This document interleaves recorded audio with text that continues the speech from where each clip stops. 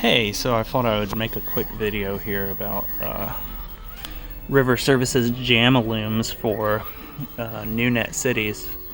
I was just fixing a couple of things up on this one real quick for a guy. It had some splices that were done, and well, I just fixed it back up real quick. It's not the prettiest, but it gets the job done.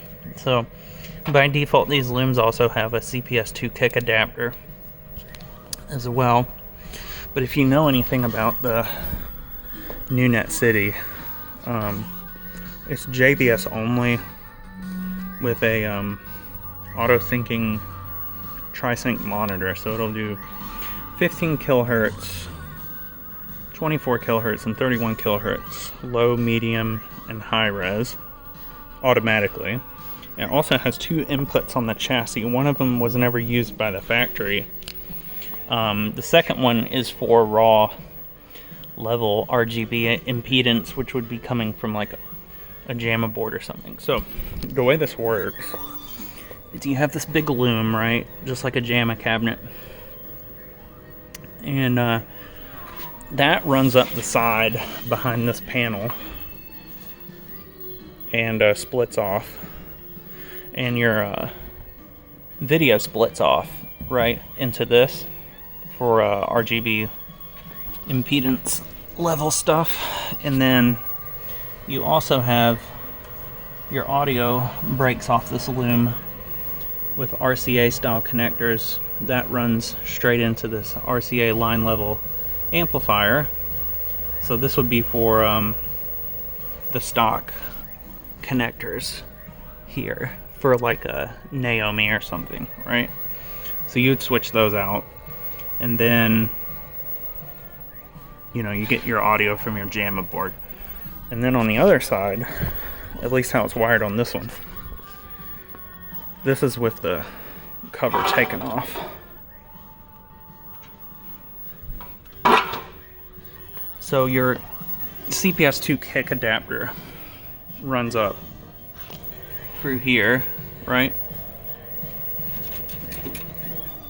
Runs up through here, comes up, goes over, and all your controls, I mean, it could be wired differently in different cabinets, but basically your controls for Jamma boards drape out here. And so your control panel, your player 1 and 2 plug into that harness, and your kick adapter also goes in there. And then if you were playing JBS stuff, right, you have your JBS I/O in here. Your JBS I/O is running on that little USB cable, and you have player 1 and 2 for JBS stuff. Then you have your analog player 1, analog player 2, which this has an adapter for 2-player analog 6-button, and a your kick auxiliary adapter as well is right there. So if you were gonna like switch between the two, you have to unplug these harnesses coming from the control panel and move them over here for JBS. So that's how that works. Figured I would just show that off real quick. There's a couple other things that I haven't really bothered enough to take the time to figure out what they do. Like there's a pigtail here that I've never seen. I've seen 3 of these cabinets like this, and I've never seen these used. And yeah. But also the Jamma loom gets its power. There's a splitter included. So this is a splitter or whatever that comes in and splits it off, so the DC voltage from the power supply gets to the Jamma board. You just stick your Jamma board in here, and if you need kicks, you have a CPS2 kick adapter, which is pretty common. You can get different style adapters. Like if you needed a CPS1 adapter, you can usually buy those online for CPS2 to CPS1, stuff like that. But yeah, I mean, if you were running JBS, it just plugs in all this stuff. But it's auto syncing, so it'll determine what signal and what input it's getting a signal from. and work that way.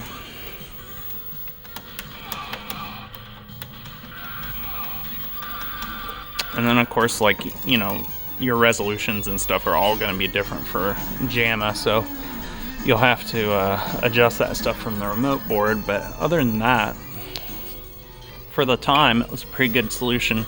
And the Erkin Labs adapter uses like a FPGA or a microcontroller, and it sits between your Jamma board, and then has a built-in